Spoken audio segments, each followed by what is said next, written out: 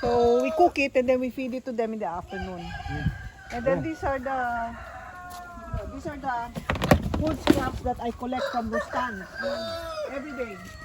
Maybe 4 to 5 tubs The every day. chickens, they're eating apples, grapes.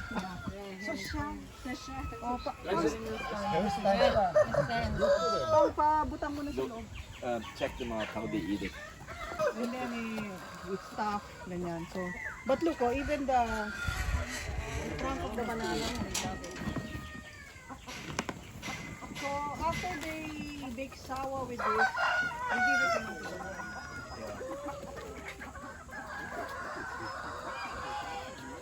Oh yeah.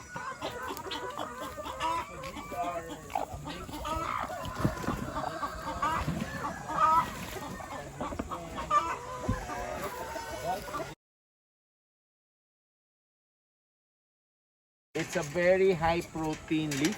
You can feed it to animals. You can just use cuttings, and so if you notice, they have it everywhere. So you're growing food. Harvest feed on that already. Oh, here.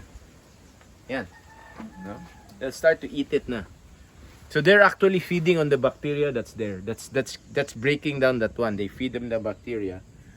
And then it serves also na parang their blanket so that they're always cool. Yeah. Oh. Because they like it dark. Worms hate light. They will always hide underneath there. Underneath those leaves. This is already worm castings that you harvested. So from the pen of the chicken and the cow poo, we put it there, and then the worms break it down. Now you have this now. And then we put the seeds there 100%. And then so that it this is what they use to grow the seeds, because this has a very good balance of nutrition. And already from the gut of the worms, you already have natural antibacterial, antifungal properties. Parang this is already sterilized. You'll see it eh.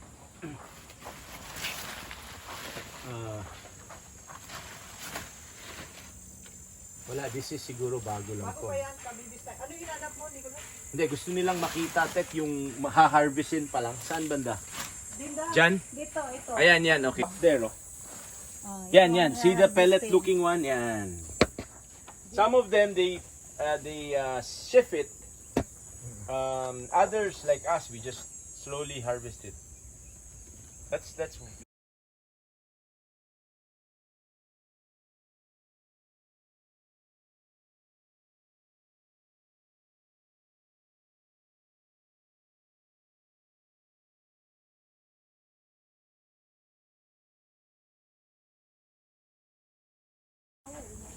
yeah, yeah, the tower. That's a system. It's kind of like this, but compact. Yeah, spread out. Yeah, here it's. So that's what we're trying to do in a small space. Yeah. That works in a tropical. No, we don't have a lot of those herbivores, carabaos to eat the grass and drop, but we have a lot of insects. So how do you get those insects to come to your vegetable bed? You cover it with a lot of these leaves, ganyan, no? Parang you're kind of building an ecosystem like what happens in the forest, di ba? You go to Makiling, you see all these thick leaves. When you open it, underneath, here, you see a lot of there's a lot of crawling stuff in there. That when they kind of eat each other, and then they poo there, and then they're building soil nutrition this way. So the composting, which we will show you, is new. Anyway, okay. Okay. Ayan. That's like a week old, di ba? Hindi, wala na yan. That's already too dry. Okay, look at this one. Look at this one. You see all those insects there? Yeah. Huh?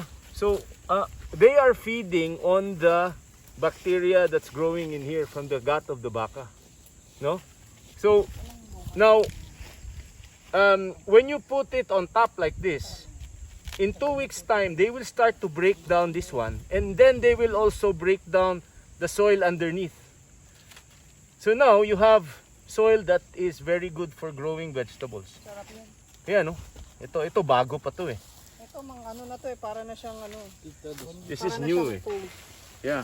Asan pa yung... Saan na yung medyo luma? Ito. Mga ilang araw mo gusto? Nature builds soil like this. So, if you put that in, kita mo yan there. Look at all those insects that are there. This is cow poo that's about Remember maybe we a saw week that old. yesterday in the Yeah. farm? Yeah. That's exactly. So look at all those insects. When that happens inside the chicken coop, they will eat that. And then this is free energy from the leaves. From the sun, it goes to the leaves, the cow eat it, and now when it's there, insects attack. And then builds up soil. Tignan mo yung ilalim niyan. Yan. It's moist, and then now you have a moist surface that where you can grow gulay. Underneath, yan. Kasi all that activity that happens here with the insects, it goes there. Yeah. So if you saw this, when we came here, I saw this right away. This fixes nitrogen, puts it on the ground. So it takes nitrogen from the air and puts it on the ground. And this is really something. It's a big asset here, because if you have to do this naturally, we will have to be planting lots of beans.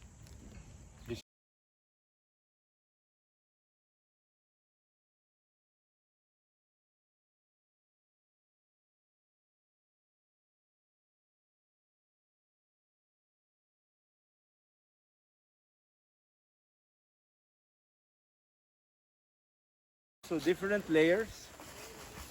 Here we come here and so a lot of shredded mahogany, shredded leaves, and then they put manure, and then layer. And this is what we want to make once it's done.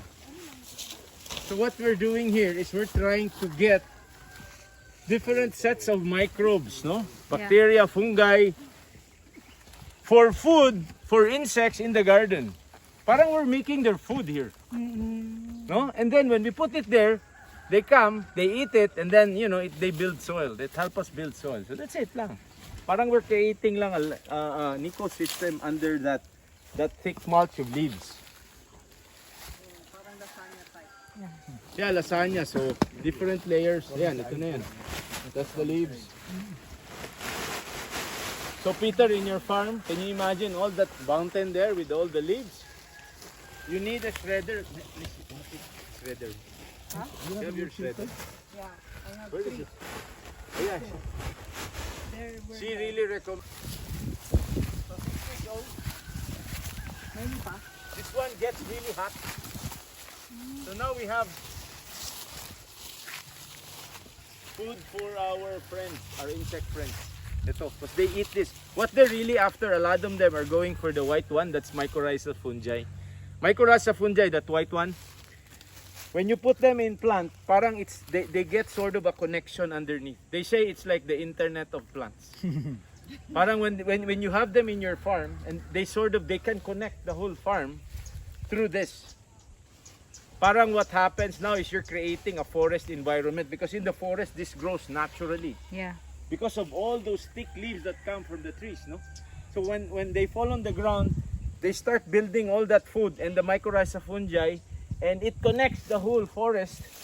They'll be able to communicate the plants and all.